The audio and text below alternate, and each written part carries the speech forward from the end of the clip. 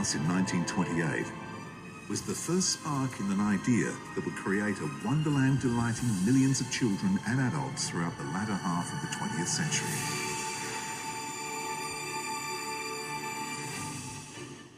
Illustrator Walt Disney and animator Ub Iwerks created Steamboat Willie, the first all-sound cartoon in 1928. Its star was originally called Mortimer Mouse, but Walt's wife and fellow ink artist Lillian thought Mickey sounded better. Mickey was soon followed by Donald Duck, Minnie Mouse and Goofy, all becoming beloved characters in their own right. The name of Walt Disney through his cartoon characters has meant family entertainment for young and old alike. Walt was always challenging himself, never resting on his laurels. When his motion picture and television programs became successful, he felt a desire to branch out.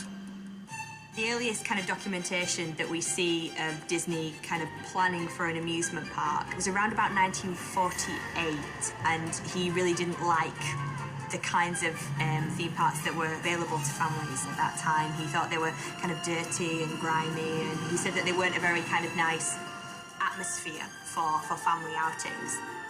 He came up with this kind of new idea. Now we want you to share with us our latest and greatest dream. That's it, right here. Disneyland. In it, he imagined flying elephants and giant teacups, a fairy tale castle, rockets, and a scenic railway.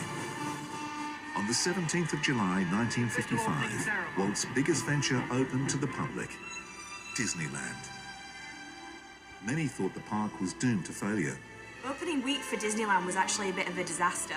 They had all sorts of problems. There were a lot of forged tickets, so it was overcrowded. It was particularly embarrassing for the Disney company because a lot of the opening week for Disneyland was broadcast live on television.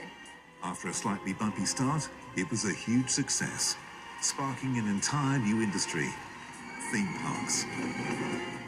By the end of the 20th century, hundreds of millions have visited Disneyland.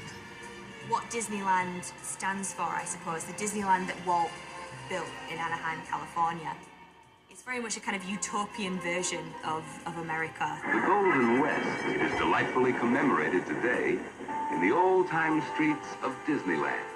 Why I think it endures and why people go there is to be part of that dream world. The happiest place on earth was followed by Disney World in Florida in 1971, Tokyo Disney in 1983, and Paris Euro Disney in 1992. Walt said that Disneyland would never be completed as long as there was imagination left in the world. The statement becoming a template for new ideas and attractions continually added. The promise he had made at the park's opening in 1955 had come true.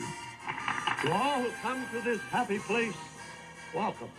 Here age relives fond memories of the past, and here youth may savor the challenge and promise of the future.